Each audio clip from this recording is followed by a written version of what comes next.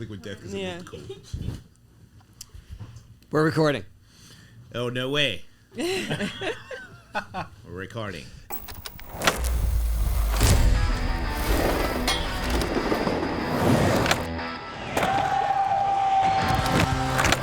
Welcome. Here we go. And I'm not Tony Hawk.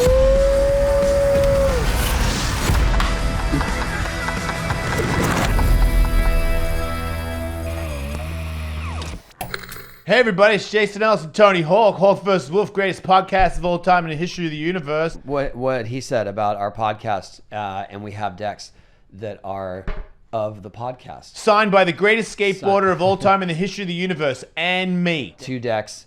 Go side by side, signed by each of us, right there. Black with silver. I love this board so much. Tim Baring art on both of these. Shout out to Tim. And get yourself one of these bad boys. Black and silver, diptych. Available now. Get one today. You can get it at TonyHawk.com and in the shop right there. Yeah. Make sure you do that if you haven't. Thank you. Hey, welcome to the show, you guys. Thank you. Thanks for having us. I think this is the most excited I've ever been for one of these things. So. Oh, thank you. So, Garrett McNamara, Nicole McNamara are here in studio.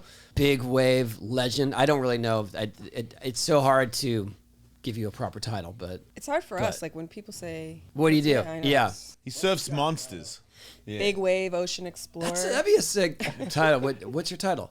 Monster surfer. Yeah, I like that. I ride monsters. I've never used that one. Sorry. Do you mind if we quote you don't you have on it all, that? man.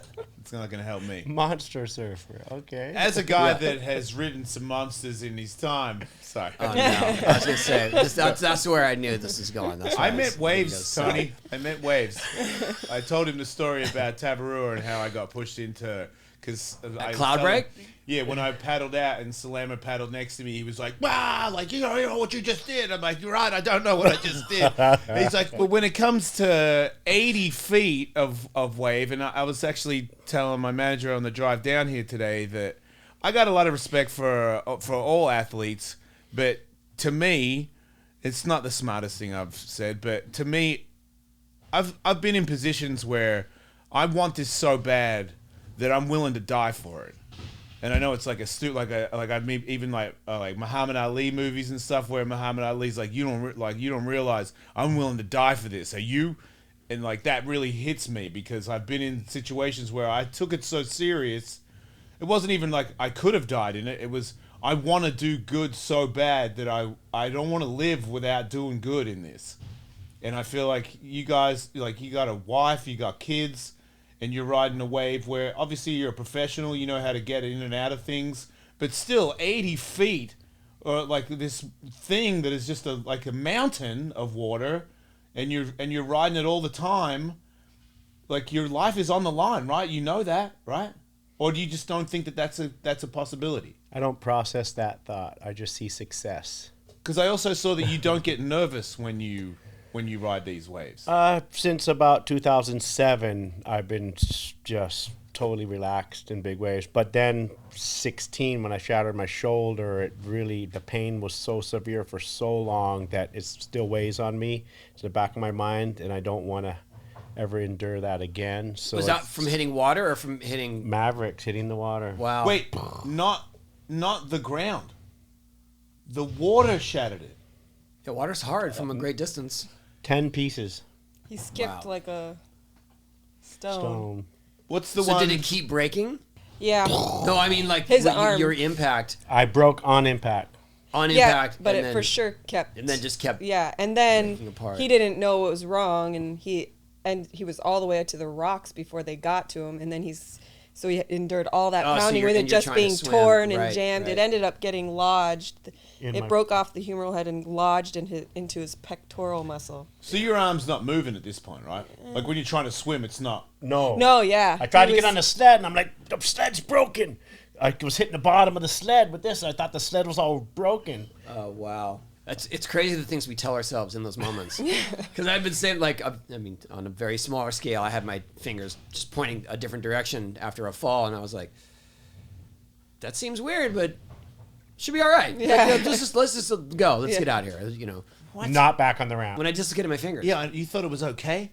Something in my head was just like, I think it's survival. yeah, it's we're gonna fix that. Yeah, that was my first instinct. But what you said, I only see success. Absolutely identify with that, because people say that they're like, you know, what if something goes wrong? I don't think about that. There's no way I'm going to think about that. You know what could happen, because you go down that road and that's what's going to happen. And it's not reality. The only thing that's reality in that moment. But do you think that what you do, especially big waves, toe in, I mean, the whole game changed when you had vests and obviously safety helmets and everything else. Do you feel like that opened up the door to more inexperienced people coming in, or do you feel like that allowed you to do what you do better? Both. It opened up the door for anybody who wants to try and ride a big wave. Mm-hmm. And not anybody. If you want to, you can. You just have to have the will. You think no matter what, you'll live? No, but if you pass out and there's a jet ski there, they'll grab you and give you a little kiss and bring you back. It gives a lot of people false sense of security who probably don't belong out there. So now they're showing up like, oh, I can do this because I've got a safety vest on. But you just said false sense of reality, which means they're going to get real hurt. I mean, yeah, they can get real hurt and they can get in positions that they don't want to be in and they don't know how to get themselves out of. We've seen it. And you can get stripped naked. Yeah, it can blow your vest off. It can blow your wetsuit off if it really wants to. I heard Len Hamilton say that like he was like naked, and I'm like, wait, I can barely get my wetsuit off after I finish surfing. How did the wave get it off? That's some serious power. Yeah. Rip the seams. So in surfing, I don't think I've heard that aspect. Right? That risk factor. Yeah. In surfing, you're not the friendliest bunch when you're bad at it, but when it comes to bigger waves where there's a lot of danger, are you more like? Do you go, hey man, maybe don't? Do you suggest to these newcomers that are like, I got my vest, I got my helmet, who cares? Do you suggest, hey man, you're not at that level, or do you go, what an asshole, good luck?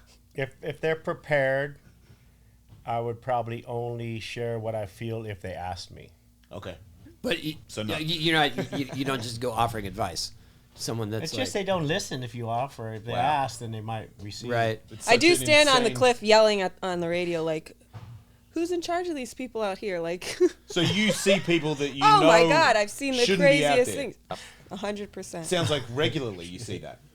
More often now. I mean, in the beginning it was just us, but now there's swell. There's more and more teams out there, and. Is there teams that are like the whole team doesn't know what they're doing? I would say so. Yeah. 100%. Wow. Like, and they. When you say team, you mean someone on a ski and someone on a board. Yeah. Like and the spotter on the cliff. Yeah, the spotter. And no safety ski. And the spotter's not spotting. Right, because he doesn't even know what he's looking for. Right. Or who. Right. Wow, that's so wild. And are they inspired by just what they see on videos today? Is that what's triggered this? I think it's just everybody's there now. They want to be the person who rides the biggest wave and be famous. But not with the background to back it up. Like, that's like mega ramp in skateboarding. Right, it's like, I'm just going to try to drop in. Clicking his helmet on, and I'd be like, hey, man, like, have you been here before? No, but I saw Daddy Wave. Like, I've come to break world record. Well, and that's the thing. They show up on the day of the big swell. They don't come a week before or a month before and like figure it out and feel it out. No, they show up the day of and rent a jet ski. And they rent a jet ski. Oh, dude. Yeah. Rent a jet ski. So they're not even good at riding a jet ski. Man, I can jet ski, and I would never go out there. Not to save anybody. I wouldn't just go around out there. I don't want anything to do with those waves. I don't want a boat. I don't want anything. I don't want to go out there. I'm not going out there. How about that? I had the exact opposite experience. I got to go toe in surfing once at Sprecklesville. Yep, Maui, amazing. Maui, beautiful. yeah. Long right, yeah. So my brother set it up. My brother, who was the editor of Surfer Magazine for a long time, but he set Laird it up in them, or with Laird, Rush Randall, and Dave Kalama. Amazing. They were our drivers. So you're in good hands. Oh yeah, but also definitely that false sound sense like of a security. solid, yeah. No, but Right, I mean it false is. sense of security because I was well, these guys are they're the best at this. This is like 2001ish too, so it's still kind of early on. Yep. And I remember Dave was trying out one of the first foils that day, and he's wearing ski boots. What? Yeah, locked ski in. boots locked into That's a how foil. they all did it. And we were like, what the hell is going? He's like, he's just testing that out. Like, don't worry about him. Like, he's on his own. He's over there. What's that? What happens if you fall? He sinks. Yeah. What? So you have to while you're sinking, take your boots off.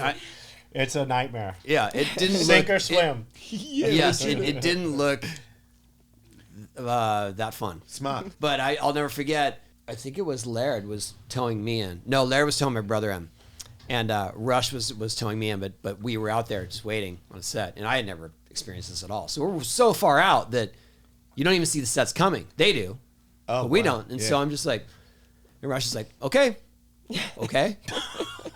yeah, let's go. What? Okay.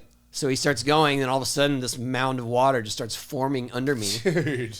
And then before I know it, I'm dropping in, and it's like I mean, I only have a skateboard gauge of top size, but it was definitely like 18-foot ramp. Yeah. And I was just like, oh, like, look at that. This is so crazy. It felt like a bank. Yeah. Right? And I know. 'Cause it's not steep. I'm preaching to the choir here, but he just was like, oh, this is insane. But I'm going backside. Okay. And I suck at going backside, especially trying to get in the barrel. And then I'm just like, oh, yeah. And then I look back and I see the pit, and I was like, oh, my God. That's the scariest thing I've ever seen right here.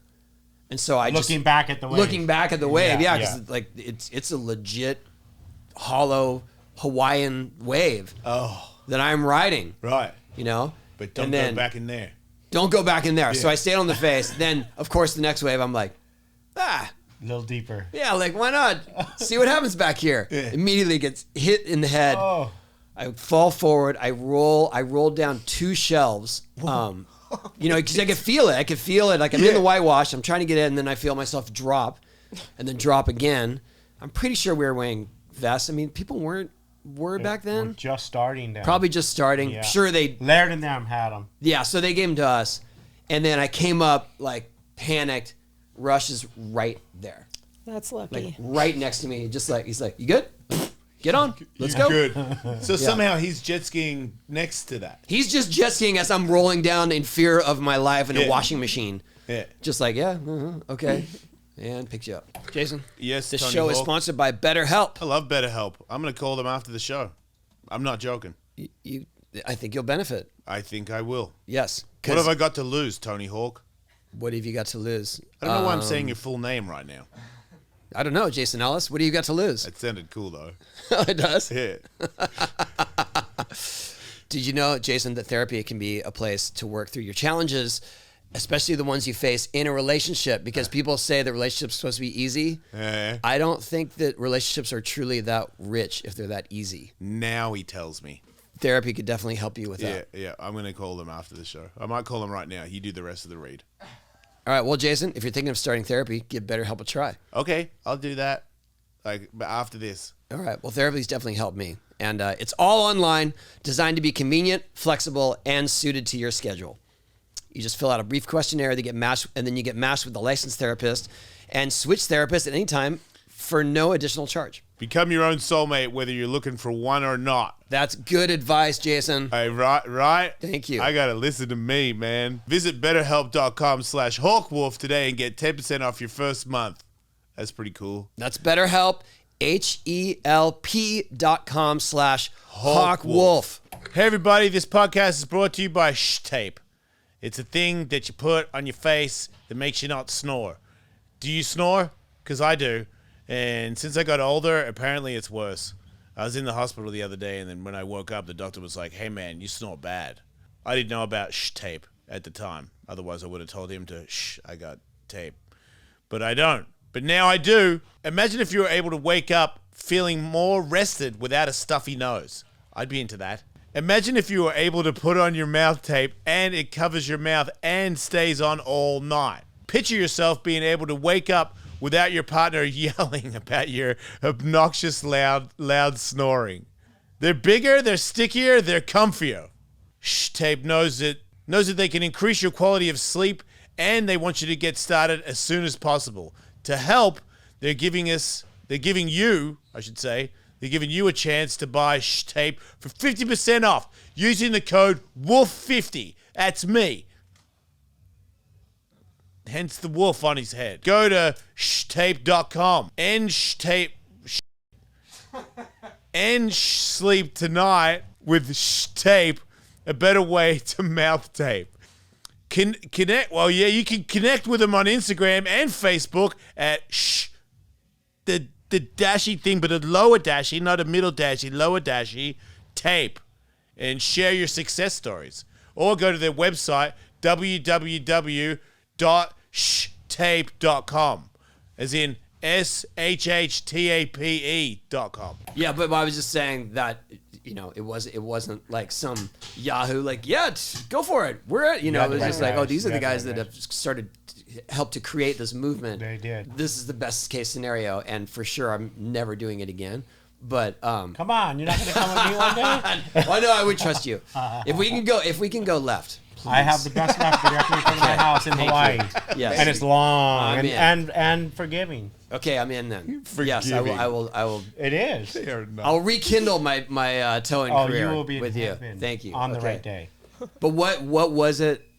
And then we'll swim with the dolphins after, okay? Ooh, I want to do that. That would definitely be my reward for surviving. Yeah. It's spiritual, surreal, all the above. But what was it that led you to either knowing that's what you wanted to do, or what was the spark? The adrenaline was like, oh, I got to ride bigger waves than I could paddle into. I was sitting on the beach at sunset, and I saw Laird, Derek, and Buzzy the first time they did it. And they were towing at sunset. Out backyards through sunset. Okay. I ran home. Was it with the Zodiac? Yeah. Ran home, grabbed my board, and I was going to paddle out there and ask him to tow me into one. and me and Johnny Boy were right there.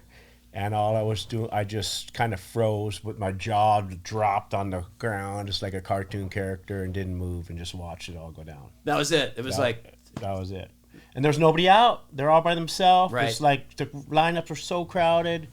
Well, that was the other thing is when, in my experience, we got to ride a couple waves, and then two guys paddled out, and then Laird and Rushner were like, we got to go. Yeah.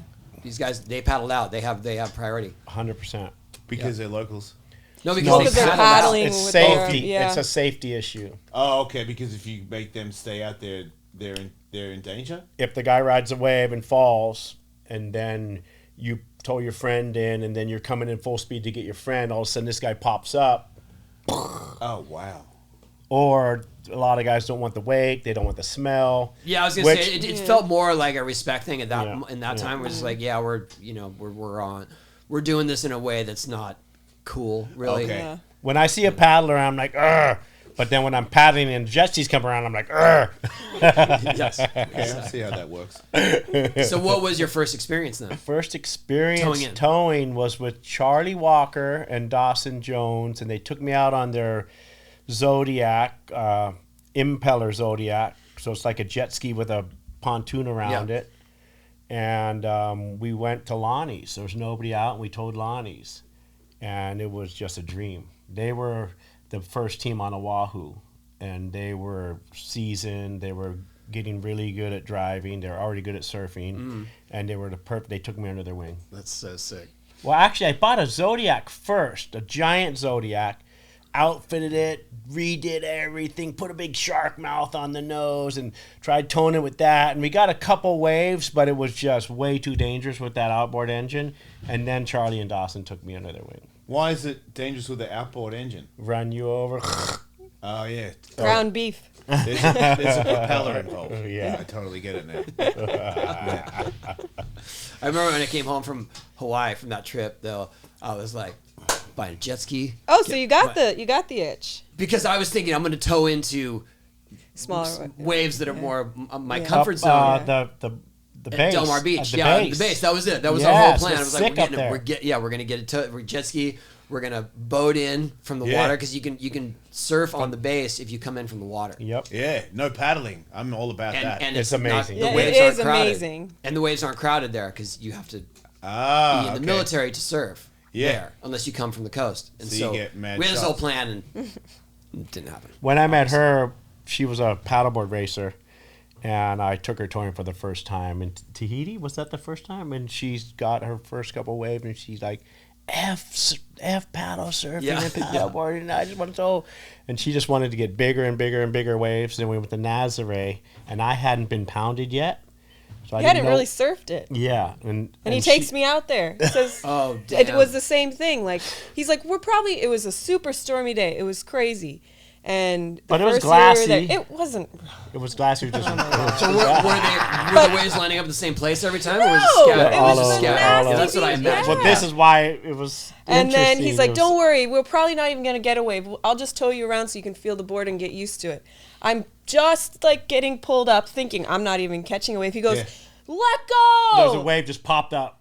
Oh, damn. What do you mean they just popped up? Yeah, it just popped up. Wait, so let go because you don't want to get in the wave, or let go because you're already in the wave? No, let go because you're riding the wave. Already on the wave. And she comes down the wave, and she's like, I held on too long, so it kind of like slingshotted me. Oh, and I was just rolling up the windows and then skipped like a stone. And then you can see my little arm in the video footage like going over the falls. And the whole time I'm thinking, oh, I'm fine. Garrett's going to be right there to pick me up. I'm just going to pop up. Wait, when back. you were going over the falls, you were like, I'm fine? Well, I was just like, he's just going to get me. Like, he'll be there with the jet ski. Over the falls bit? Yeah, I did separated my rib and all that kind of stuff. But maniacs. But he wasn't there to get me. Wait. Where was he? One more wave, and it's freezing, and my brain's she like popped up so late that there was no time to brain get her. freeze. I don't even know where I'm at. I can't see land. I don't see a jet ski. Man. Then I come in on the second one, and she puts up the wrong arm. So I grab her arm, try to throw her on the sled, and she twists off. No. So then he had to leave me. The wave is on us, and I got to let her go. Oh, no. Wait, so then I got to go back around. It's quite a first date. Yeah, right? How romantic. Back around, finally get her again, same thing, wrong arm. And then she's so far in, I'm like, stand up! And she's like so delirious. And then she starts standing up. But he doesn't know the place yet because it doesn't throw you to the beach. Yeah. It just keeps sucking you to the impact. So I literally had to hold on to sand and like claw my way out of the ocean. Man. Oh, that's how you got out? Yes, that's how I got out. He did not save me. No. Whoa. I fly up the beach right next to her, jump off, and she's over there just... She's like, let's go out again. I walk to her to like... And she just falls back. That's heavy. That was I mean, I went out one or two times after. Start getting towed in. But you don't always have to go there. No, I just at the PTSD, like even if you're in Hawaii, I see a big wave coming, I'm like, take me home, like... Yeah, I got it's not fun. Yeah. Yeah, I got held down. I got held down at Cloud Break, and that ended my paddle in surf. Yeah, when it becomes stressful and there's anxiety, like. What do you say like about breathing? Yeah, I freaking love breathing whenever I want. Yeah, big fan. Yeah. That's I mean, when people ask us, people take it for granted. But that's when people ask us what did we do, and especially riding those big ramps, because some of those ramps are 28 feet tall. And they're like, aren't you scared? I'm like, no, because the ramp is going to come attack me after I fall. Right. Yeah. The way the waves are. Yeah, and you can breathe. And hold me down, underwater. I was like, I can just slide out and walk away. Yeah. Yeah, I told the story in the last episode. The only time I've ever been attacked twice in skateboarding is I hit the coping and then I bounced off to the flat. And I remember on the way to the second slam, I was like, wait, another attack? Like, that's not cool. But in surfing... There's no two. It's just constant. Going. Yeah, it's constant. It doesn't stop. So, how old are you? 56. 56. Right. I'm 52. And my prime is gone. You said there was such certainty. He tells me he's still working towards his. Well, that's you're trying to surf a bigger wave. If it comes, but I got to be ready. And I honestly, I mean, I just broke this. If this wasn't broken... I'm not physically ready to endure 3 or 4 or 5 waves. I mean, I could catch the biggest wave ever and then endure a couple waves. But when you say endure, you mean if you fell off, you're taking 3 waves in a row holding you down. I could probably do 3, maybe more. And Jaws. Wait, are you saying? I had 20 waves in the head of Jaws not too long ago. And you were. But he comes up for air. Yeah. Oh no, I'm aware. Yes, but only for a second, and then back down, scrambled and smashed and ripped apart again. Right. And you say, what is the? Sometimes barely a breath. You're like coming out with your lips. Right. So not much air in your lungs, and then being down there. So staying calm is probably pretty key. That's the key. But so what is the train? Like you're saying, you're not in shape for that. Like you would have to train. Yes. What is the training that you do to be in shape to be held for 3 80-foot waves? For that, just breath work, mainly breath work, but also stamina training, so your muscles don't fatigue and you get too tired. Okay, so you do breath work so that when you have no air, you can still find air in there. Is that what breath work? Well, you hyperoxygenate on your way out, hyperoxygenate while you're out there, and I like to hyperventilate and then hyperoxygenate before I ride a big wave these days. Like that kid was sharing hyperventilating. Yeah. They say not to do that in underwater training because most of training is based around freediving. And if you hyperventilate before you go down super deep, your body shuts off the mechanisms that tell you need air, and you pass out without even knowing that you need air. But when you're underwater getting pounded, you want to be comfortable the whole way so you don't panic. So if you're as hyperoxygenated as you can be and all the mechanisms are shut off, you stay down there relaxed, and you're going to get up as soon as you can, but there's no other time you're going to get up. So you want to be comfortable the whole time. When you say comfortable, like when it's spinning you around and stuff, do you let it take you, like do you try to keep your arms and legs with you, or are you that relaxed that you kind of like you're flailing around but while staying calm? Ideally, you're holding on to your vest or your life jacket or just balled up. But trying not to use too much force to keep your arms there? Yes. And so then when the pounding's over, you put your arms out and you barely use your arms to get up. Because if you use your legs, your legs expels the most oxygen. But you were doing this before using life vests, right? Yes. How would you figure out which way is up? You would just have to open your eyes and try to find the light. When sometimes it's so dark down there, you don't know. Dude, see, that is so heavy. Dark down there, you don't know which way's up. Because I've rarely been in a situation where I couldn't figure out which way was up because I just don't put myself in those kind of waves. But I can see how it would happen when you're deep and you're just like swimming. Like, I hope I'm going towards the surface. The craziest thing is if you break your eardrum, you can be on a small wave and you don't know which way's up and you swim down. Oh, damn. And the only way you know which way's up is a leash. And if you don't have a leash, you're just like swimming in circles. And it's happened to me on big waves, but I had my vest, so it took me up. That's what happened to me at Tavarua. I caught the first wave of set, kicked out, and then realized what trouble I was in, and just dove, and then just held onto my leash. So my board's just tombstoning, but that's how I got back up. See, just hearing you say that, it just makes man, I went straight to the boat. I went straight to the boat, and I know these experiences pale by comparison, but this is all I got. I went straight to the boat. And I was just like, nope, that's it. Like, that was my cloud break experience. And then my brother came up and he's like, you gotta come back out. And you went for it? Yeah, he's like, you gotta come back out because you're never gonna want to surf any decent sized wave again. Yeah, face it. Yeah, and so I did. I came out, but I definitely wasn't catching the first wave of the set. I was way out on the shoulder, just poaching waves that people bailed on, and that was good. You learned patience. Yes. Is that what happened? That's it, yeah. No, I learned that I was a total wuss in the water. That's what I learned. That my brother has been telling me from day one, but it was right there, front and center. I feel like because I hit my head recently on a body jar and I hit my head on a hand plant, and now both those tricks to me, I don't have a heart monitor on, but I reckon my heart rate goes up before I do both of those. And when I do both of those, I have a lot more respect for them when I do them. Because I'm like, remember that? I'm like, oh yeah, I remember that. So this one, let's not do that again. How about we really line that tail up before you go back in? Like every time I do this, because you got to hit your tail on the way back in, and I just wasn't thinking, and my wheel hit instead of my tail, and I went head first over the top and fell from the top to the bottom on the top of my head. And like, not only did I get knocked out, but I did something weird to my neck that lasted like 6 months, where I was like, wait, this could be permanent, because when you're 50 and it's been 6 months and it hurts to do that, I'm like, this could be like till death. But it went away. No, I had that conversation with my wife last week where I was like, my neck was like that in pain. I was like, is this just how it is now? Right. Is this what I am? These are the cards I've dealt myself, and going forward. And then a few days later, it feels a little better. I'm like, maybe not. Yeah. let's go skate. Yeah.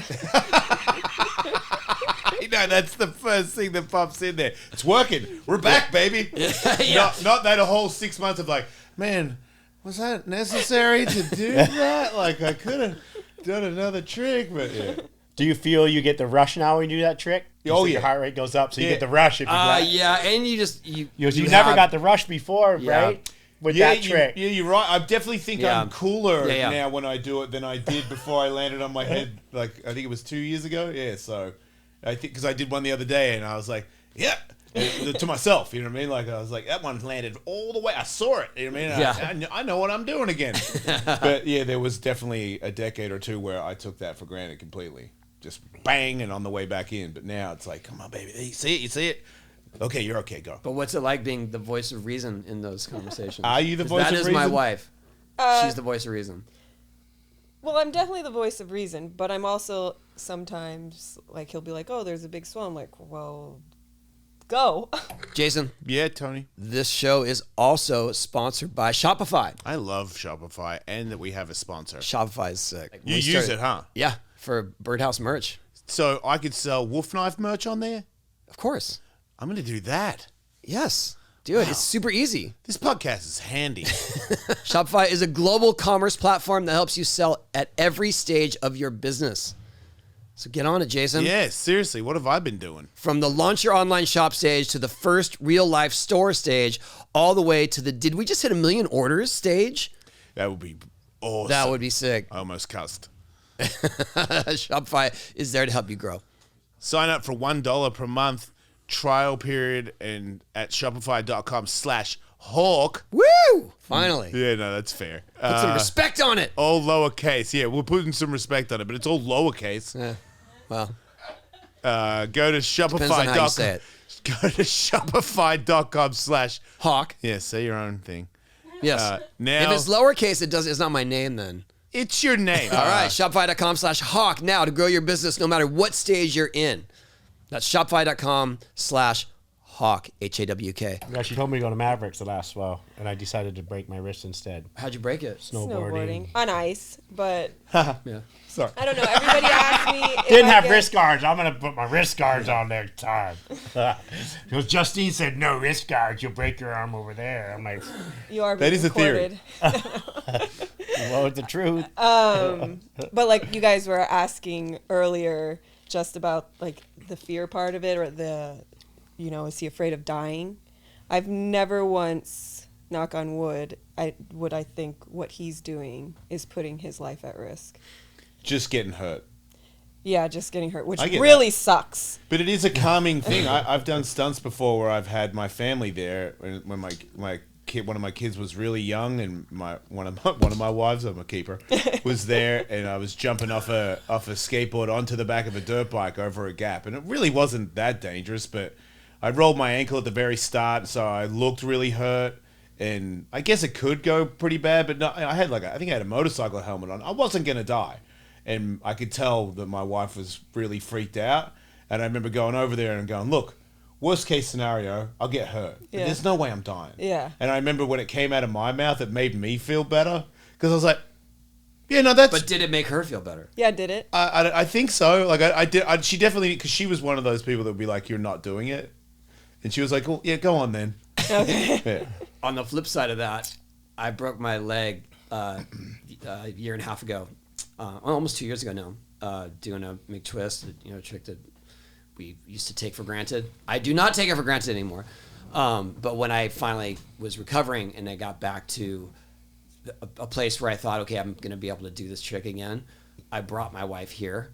She rarely comes here to, she'll come here if our kids are skating, whatever, but she really... Because it makes her nervous, or No, she's just got better things to do than to watch me play a bunch of tricks. But I brought her here because I knew I couldn't get hurt in front of her. So it was more for me. Moral I was like, sport. oh, I'm going to make this because I am not allowed to get get hurt again if Yeah. she's watching me. Yeah, and I made it. So Yeah, even it with worked. this wrist, like he came in and he's like, I broke it. I'm like, oh. Yeah. I'm like, what?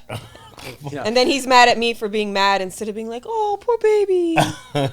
Yeah, I've Like- had that look a few times in my life. What were you doing 76, 78? Were you already... I started around 78, yeah. Did you ever go to Berkeley and skate over there? They had a few competitions back in the day. No, Okay, because we were skating there from 75 to 78. Yeah. And I remember hearing about all you guys. I'm like, yeah, we skated the Dogtown era, but we were in Berkeley. Yeah, I grew up, when I started, those guys were already established. Okay. And so I grew up reading about them and didn't really have any interactions with them or anything. I was going to all the amateur events in Southern California, and that was the way to get recognized or to even be in the scene back then. I did see the doc, but I just didn't know I didn't remember what the era. No, but a lot of it's murky. All those years, especially the late 70s, early 80s, because there was a big revolution of skating in terms of what people were capable of, tricks, people doing aerials and things like that. That all happened very quickly, but it was a big jump from like Dogtown Crew, Jay Adams and people like carving and doing, and all of a sudden it was like, oh, now this is acrobatics. Right. And that's when I got in. That's what got me in. I saw people flying and I was like, I want to fly. Right. Had I grown up maybe a few years before that and seen what they were doing, I'd been like, I don't think I can get into that. There's things that he did that, like everybody does, like Rodney Mullen too. There's people that did stuff at a certain time where that was the first time anyone ever did it. So it's like, is somebody now, there's Mitchie Bruscos and all these amazing vert skaters, but they had something to base off it. They saw a 720, so why can't I do a tower grab 7? I'm like, what if you didn't know that you could do a 720 in the air? That's what he did. So, and we definitely have the reverence for that crew. Absolutely. But it just didn't seem tangible. What do you mean? It didn't, I was so young, and that was just a world away of this Venice crew and surfers and sneaking into backyards. And I was just like, I was just some kid from Southern California, I didn't even think that's something that I could participate in. Right. But then when it opened up to skate parks and there are magazines and there is a path to learning how to do this, that's what drew me into it. Yeah. But we stand on the shoulders of giants. Like those guys, they were the pioneers. Yeah. As far as I was concerned, they were the ones that I was reading about the magazines and obviously all the story. But what I want to ask you is what was the catalyst for you? Like your moment? Like I saw people flying out of pools and I was like, that's what I want to do. I'm dropping everything else. And then, like he said, he saw a skate video and I was like, I want to do that. What was your moment that I was like, this is what I want to do? Well, that time on the beach watching Laird and them, but you were doing it way before that. Yeah, you were already a good surfer if you were you paddling. were already surfing a big itself? wave surfer. Like when did you I got to stand Hawaii when I was 11, and we didn't have much. My mom's husband left her, and we were in Cement City, and we're on welfare, barely getting by, and my mom got us a surfboard. And To share? Yes. $15 at a garage sale. Wow. Super And heavy. it was 2 guys had to huge. carry it to the beach. And What beach? Right in Cement City, right on the reef. Wow. Right in front of Hammerheads. And that was it. But isn't that the board that you sawed in half to make it a shortboard? That was actually my next board. It was a little lighter, a little shorter. You were 11? Yeah, 11. But at like 13, she got me another board, and it was still too big. So I cut the middle out, about a foot or two out of the middle, in my bedroom, and then fiberglassed it back together. Amazing. And it ended up a stinger. Yeah. And that was my board. I was so stoked. Did you get vibed? By where we were at Haleiwa, and we were the worst guys there, and we're going straight, and everybody's surfing circles around us. So no, we got along with everybody, but we were no good. Okay. So So it was they didn't never- see it us as was- a threat because you weren't like Yeah. taking waves. It was never going to be a career. Wow. Was there a time where you started to get good where there was some vibes? We were super lucky. We hung with the gnarliest guys Right. on the North Shore. And Because they were you our knew best them- friends. You knew them before. Because they smoked a lot of pot. Yeah. Right. 12 good joints a sometimes. day, 10 joints a day every day for about 10 years. 12 to 22. Yeah. Wow. But then you quit and that was Went it. to Japan, had a realization that I could actually be a professional surfer, and just What made you realize you could be a professional when you were in Japan? well, at 17, I was getting ready to graduate, Yeah. and I had all C's and D's, well, mostly D's, maybe a couple Fs even, because when I would go to school, instead of going right to school, I went left to the beach. Yeah. And it was an easy choice. And then it was halfway through the year, and I'm just panicking, like, what the hell am I going to do when I get out of school? Am I going to be in your senior year waiter or a construction worker? Or I'm in Wisconsin. And then I was like, okay, I'm going to try and flunk this year. I'll just flunk everything so I can stay in school one more year, so I have another year to figure it out. And then Randy Rarick sponsored me with Surfers Alliance clothing back in the day, and he put me in the Triple Crown at Haleiwa, Sunset, and Pipe. Back then, if you win... Had you competed before that? Just small waves and never really did any good. I actually did Sunset. No, never did Sunset. Small waves. Small waves. Okay. Never did any good. And then back then, if you receive any amount of money and accept it, you're automatically a pro. Now you can have $1 million contract and you're still amateur. And I won money at Pipe and won money at Sunset. Gladly accepted it. And I'm like, oh my God, I'm a pro surfer. Yeah. Holy shit. And that was the real fluke. That was the one time I would say it was guarantee a fluke that I became a professional surfer. Well, was it a fluke or was it destiny? All right. But then what leads you to Japan? Japanese sponsors. I had Okay. all Japanese sponsors from then on for 10 years. And they flew you out. They flew us out. Just And he stacked speaks us Japanese. out. Anata nihongo shiberu dagara ippai nihonjin tomodachi. Wait, you learned that stuff. But wait, were they just inviting you there to get content and surf, Yeah. or No, there's a contest. Contest, and okay. Hotline But wetsuits. in content. And it was with Hotline with Willis Brothers surfboards. And Shinzo Tanuma would fly me there every year and stay at his house, and he'd take me to the best restaurants, and just like, it was so amazing every year. But the first year I'm at the contest, sent me up to the place of the contest. I'm in my own room by myself, sleeping on this little thin Japanese bed, and just hit me. I better get focused. I can do this for the rest of my life. And I'm thinking to myself, yeah, smoke those joints. oh, you mean at some point you were like, this is just a party and Yeah. it's incidental to surfing, Yes. or the surfing is incidental to this? Yes. Yeah. And then I said, okay, I wake up morning, smoke my fat joint, go surf. And that's super early. Then I come in, go home, eat breakfast, take a little nap. And that's when all the cameras came out. So I'm thinking to myself, I'm missing all the photo sessions. Or that's what your career was based on back in the day. If you get any pictures in the magazine. Yep. And photo then I centers. was like, okay, and I'm a little more lazy. So I'm going to quit everything and just focus on being a professional surfer. Hey, Tony Hawk. Jason Ellis. Yeah, so cool. This podcast is sponsored by BlueChew, the greatest invention since sliced bread. I believe that you're a happy customer. I am Of BlueChew. Yeah. Hey, BlueChew, just send me some. I buy them. Really? Yes. Like, let's seriously synergize BlueChew. I'll get a tattoo.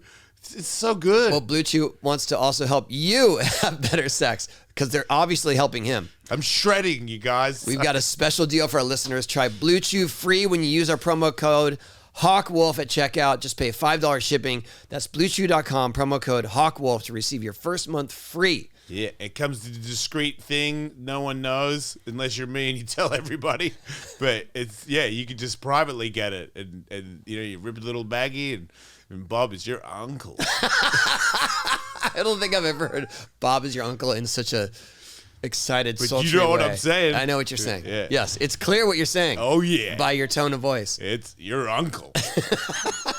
So visit BlueChew.com for more details and important safety information. And we thank BlueChew for sponsoring the podcast. BlueChew wants to help you have better sex. Discover your options at BlueChew.com. Chew it and do it. And we have got a special offer for our listeners. Try BlueChew free when you use the promo code HawkWolf at checkout. Just pay $5 shipping. That's BlueChew.com, promo code HawkWolf! Quit drinking and everything. Everything. Ever since. I went back for a little while and got kind of ugly. But then that was another realization. Then again. I met her and got really beautiful. About 13 years ago. So That's great. You helped him clear it all out for good. Yeah, I didn't know. He kind of, catfished me? How do you... He No, presented maybe it's the himself as sober? opposite. I was a very innocent person. And I thought he was innocent too. I'm the most irresponsible thing she ever did in her life. That's true. But it sounds like. And then I realized he wasn't so innocent. When we're driving to the airport. Wait, what happened driving to the airport? There was a like police check going into LAX. Yeah. And he's like, I need you to drive. And I'm like, why? He's like, well, I don't have a driver's license. And I'm like, well, and I have a why? Why don't you have a driver's license? Yeah. Why did he not have a I driver's had a license? DUI that was pending that every time I would go. There would be a big swell, so he never made It was it. always, I missed like 3 court dates, so it got more expensive. And then I think I even had a warrant at that time. And then he's like, okay, get out of the car. You're going to miss your flight. So I'm like, oh my God, I've fallen in love with this guy and now he's bad. He's a bad boy. Oh, they got you. No, but like I had a flight They to didn't catch. see He you was swap. They dropping didn't me see you off. switch We drivers. pulled it off. No, yeah, we pulled it off. It was fine. But So then she calls a lawyer. but then I calling him and then I'm like, well, do you do other things besides just get drunk and get DUIs? And then he admitted that part too. And I'm like, oh my God, like that was never in my wheelhouse of anything I had ever been around. Are we talking about smoking weed? No, I mean, I'm not that. Oh, he partied, you're saying? Yeah, I partied, Right. yeah. You came out with it all. Oh, Yeah, he did. Had to. Came clean, got clean. Yeah. Yeah. It was just coke, but still that gets ugly. Yeah, and being It's not a party after a while. yeah, and being our age, you're not going to be a high level athlete with that in your system, right? No. Like the longevity. No longevity at all. Right. I mean, when you're young, you can get away with it, but I would not recommend it to anybody. Right. At all. Drugs, drinking, none of that got me where I am in my life. That actually took me a lot longer to get where I am because of it. There's so many days that I missed and so many business appointments that I blew off and blah, blah, blah, blah. And now I noticed that you breath work and you eat clean. You came with smoothies and acai bowls. Like, is this On ice, by the way, for us. Yeah. From On LA. ice, Dude, yeah. he could feed an army. Like Oh, he yeah. could give the ramp a smoothie as well. No if one he has wants. ever done that for us. Thank you guys. Oh, you're welcome. Yeah, from Sunlight. Yeah. Well, it's thanks to Khalil Khalil. sent He's them. like, here, take this cooler. Yeah, Okay. amazing. Thank you. Dude, to be your age and to be surfing giant waves like that, and it's like whatever you're contemplating whether you could or you're not. It sounds like if you wanted to, you could still. And as somebody who's 52, like when we skate the ramp, anybody who's 50, there's not many of us left, and to me, I think any of us that are up there, I don't care what level you're at anymore. If you're up there, you're doing something right, because I could feel my body's, because I've partied my whole life and things were falling off, and I've always just been running on duct tape, and now I see, like, I feel like we're the first of its kind where it's like 50-year-olds on the vert ramp. Like, there was never that, not doing what we're doing. And now I feel like it's not going to end tomorrow. Like, if I keep, like, being healthy, I think I could get better again. So, and I could tell by when we started doing breath work out there, I knew you were like, I know all about that. And then you know about cold plunges and all this other stuff. Like, how deep in it are you? Yeah, cold plunge, sauna, training. In a perfect day, I wake up every day at 5, but a perfect day, I go and do my meditation and my reading, and then I go to the gym and do my basic workout, and then I'll do the cold plunge in a sauna, and then I'll go to another gym and do a different type of work. In Italy, we have this amazing new this gym that's built in this massive greenhouse, and it's built for dancers, a Juilliard place for Performing Arts Training Center. yeah, it's massive. And they have these machines, gravity machines. So they're like Pilates, but they go up however high you want it. And it's the best workout I've ever done, because it's just like no impact and full body joint mobilization and strength at the same time. And with that, and if I on that program, which I'm gonna be when I get home. Where's home, though? You said Italy That's is a great one home? question. Home is where the swell Home is where we are. I don't We've know. been trying to be in Italy, but it hasn't worked. But I Why think Italy? going back to that question, though, it's about consumption. But it's everything you consume. TV, Yeah. Go on. music. Don't just say about consumption. Give me details. Well, it's, of course, of what you're consuming food-wise and supplement-wise is super important. But it's also what you're consuming on your phone and on the TV and on your podcasts. Are you saying that the stupid memes that I look at endlessly aren't benefiting me? If they make you laugh, that's good. It releases oxytocin. They make me laugh. They don't make my wife laugh. That's the disappointing part. But that's kind of funny too. It actually becomes part of us. Everything we consume with our eyes or ears. Oh yeah, I get it. I think So for me, it becomes so that I can speak my kids' language. There you go. Yeah, you have to know what's going on. I can connect with them right? on dumb stuff like that. And she's like, "What are you guys talking about?" Like, yeah, I know what's up. I'm cool. I live on the internet. Right. Hey kids, I'm lit too. Yeah, I'm bussing. yeah, but I'll be buzzing. I can't That was wait. for my kids if they're watching. The one that gets me is cap. Stop the cap. Stop the Oh, hood? no cap. Yeah, if no you're cap. lying. No yeah. cap. Yeah. Oh, okay. Yeah. You know that, right? No cap. No, I'm not gonna. I'm not cool. Oh, there you go. I didn't know anything about cats. You say something that's factual and you say no cap. That means like this is the truth and it's real. not a lie. Oh, So wow. now we've heard another definition because somebody else said it was we off were the head. No, that we were trying to think of how they came up with. Oh, I don't cap, know where like I don't know the why- origin story of that. because I it just does- know there's what no I know the correlation context to- of it. yeah. Yeah. Man, this kid's laughing right now. These people know nothing. Trying. We know everything. Yeah. Oh, really? Yeah. So We know everything about pain. Are you on social media? We are. That's the only place I kind of play around a little bit, but I do my best not to. But it's hard. I get sucked in. We have one phone between the two of us. We have a bat phone if we're separate, which doesn't happen often. We do have one phone. And one of your kids skates a lot, right? My son Barrel was at Barrel. 2.5. He was Yeah, I saw he was nuts. killing it. And then 2.5. kind of quit. Oh yeah, happens. Yeah, he was the it was the And even Thea, the 5-year-old, she was at a year old. hitting coping. Yeah, she was wild. In what? Yes. hitting coping. Yeah. Little blonde. Is it blue-eyed your girl. mini ramp? I saw Yeah, footage of them on a mini yeah. ramp. You have a mini ramp, Yeah. right? Yeah. I got videos of her hitting coping, going over, coming down. Oh, just holding on to the terrible. rail. And then she had one little wipeout and done. yeah. She's all fair padded enough. up. She was, but I mean, sometimes that is the turning point, though, and necessary for kids to experience where it's like, oh, you can get hurt. Yeah. I don't want to get hurt. I don't want to do this. Yeah. And I totally respect that. Yeah, My daughter was doing it when she was really young. And then I think at some point she just realized that none of her friends skate. yeah, she doesn't. And want I'm her skater friend. Yeah. And I was like, yeah, I'm going to go do this other stuff. Right.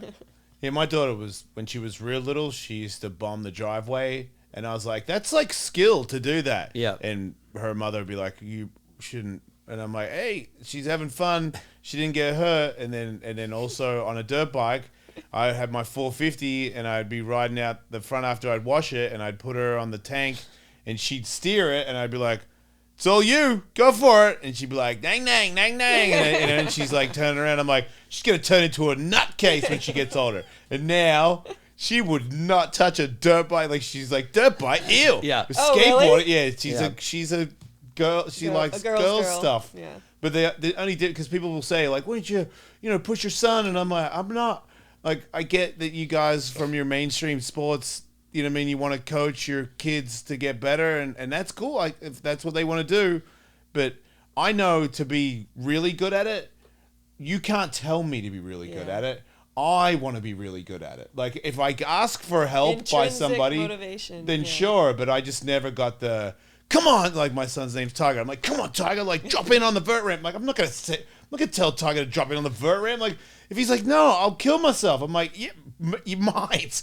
And if you don't want to do it, don't do it. But if you want to, then I'll be there to tell you what to do and what not to do. But I just never got like a motocross. I did a lot of moto in my life, and I've seen a lot of dads push kids where I'm like, man, I mean, like, if that's how you guys work, but it just seems like I like your technique is just to name them Barrel.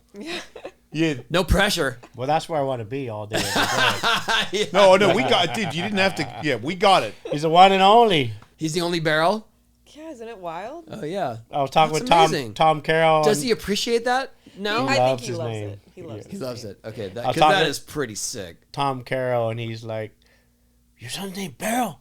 Ah, I should have thought I could name my son Barrel Carroll. Oh wow! You know, Yeah. they Can he all get- go with that like would be so reef sick, and yeah. ocean. And Can he get tide. barreled? I can't believe no one. That's his did favorite anything. thing. Hell yeah. Once we thought What of about it, closeout? No. He loves surf wave pools and smaller ones. Same. Kelly, yeah. I am all about. We should the go to man-made Kelly's together waves. someday. Or the Austin one when Please. it opens. That one's going to be bigger Austin, and better. I'm in. Yeah. I'm literally in. Me too. I'm in the group. Okay, Yeah. let's do it. He was telling me if I go to Kelly's, He's got to again, come. He'll get barreled. that there's a guy there. yeah. Raymond, Oh, yeah, you we'll gotta make sure go he with gets Raymond. it. Raymana We'll put you in will the- pick Yeah, you he up will. if you Yes, he fall will. Yeah. and put He you back will. on your board. He Gotta is- show him some video. It's insane. It's He's God. like He's he's a God. magician, dude. I cannot. Every time I see a video of Ramon, I'm like, how does it? And he is steady. He's on the wave. Yeah. He's in the pocket, and he's just like, nope, you're getting back on the board. The people And you fall put over him and there. over. He picks them right Yeah, back picks him up. Like One leg on, he's grown-ass holding men. them. Grown-ass men have fallen off the board. They got one foot on it. He grabs them, puts them back on it, and then guides them to the barrel. On the same wave. From Yes. the jet On the ski. same They'll wave. be like No, on no. the jet- No, he's Dude, on board. Raymond, He's on board, yeah. he's the best, dude. The best. And he His goes, act- I love you. Yeah. Go. No, Yeah, I I love love you, you, man. love you. Love you, Go. man. My first time ever at Kelly's was like early days, right? So I'm there with Kelly and Sean White and Eddie Vedder. And I've never been to this place. I don't know anything. And they set me up, luckily on a left, right? But Raymana is my guy. And he's trying to give me some Are guidance. you on the ski or paddling? paddling? Okay. And the wave starts coming, and I'm like, he's like, okay. Because, you know, you got to, Paddle. you You know, have to- you you got gotta to go, paddle yeah, in a obviously. direction that's not really Natural. It's not Yeah, natural. not at all. And I'm like, okay. And he's like, okay, Tony, I love you. No, for real. For real, and he means it. That's You can his feel thing. it. But also, You can but I'm feel like, it. but it freaked me out because I was like, does he think I'm going to die? Yeah. Good point, right? Yeah. We're like, what's what does up? that mean? Yeah, is this my last wave ever? Yeah, he's trying to calm your nerves. It worked. I made the wave, but it was a little like, okay, yep, I love you too. I'm going to go. And you got it. I got the wave, yeah. Yeah. I think I missed my second wave, but got I've that missed one I've under my missed belt. waves there too. What's You that? don't yeah. miss them when you're on the jet ski and you step off. Yeah, you got. Well, I got to Ah, do that too after he told me that's an option. I was like, wait, you'll just Yeah, put man. me on the You're on the wave? back. Okay, Yeah, I that need to sounds be on sick. that. I hate paddling. You just skim right in. Yeah, I broke my shoulder so many times. I feel like there's just something about it. Like I get armpit pump in a way where I'm like, nobody's ever been this tired that quick, right? Like I go to the gym. Like, what is up with my arms? but you get so spoiled at that place too because you don't even have to paddle into position. Right. They just come and pick you up where Right. you are and Yeah. place you there. Yeah, that one And too. then place everyone else like they're just moving pieces There's on a bunch of chessboard. peaks and who Yeah. first peak. Okay, Yeah, who's ever okay. first gets there. Yeah. But the only thing that's challenging there is when your friend's riding the wave and you're down at the second want part him of to the wave, bail. you're like, fall. Oh yeah, I was there for that. And also, but the funniest thing is you start paddling Draw way ahead. just in case. Yeah, just in case. Because they All might the way to fall the last right in front of second, you. yep, They might fall yeah. right in front of you. There is that chance. You're like, okay. Ah, he made it. Yeah. If you're Kelly, you just step off onto your feet onto the board. Yeah. That's so amazing. Did you ever ride the Flow Rider? I have down Danger. here, back in the day. Yeah, me too. I've thought of you could actually conceive your child in the barrel. Yeah, like a he flow was on rider. this obsession you can for a walk while. in there. You can stand in there, especially if you're holding He said somebody. that. You have I did enough not weight. say anything. Yep, and that In would, the it barrel. would really get suck if you lost your footing though. Yeah, you could break something. Might be fun. Oh no, I saw Rob Machado's brother break his arm in half Oh, Ah. going over the falls. Yeah, and then he got stuck in the spin cycle. yeah, so your idea is really bad. Yeah, If you ever do use straps on a toe board or any type of board by chance, yeah. make sure they're tight so you they only hit the bridge of your foot. When you so come it to can't go Hawaii any out front further. of our house. Because then Okay. it pops out. Hey, you guys, thanks for coming in and sharing Yeah. your story. That was really fun. That Yeah, was mad amazing. respects having to you, us. man, riding those waves. I appreciate that. I live long enough to see humans ride down those monsters. I never thought that I would.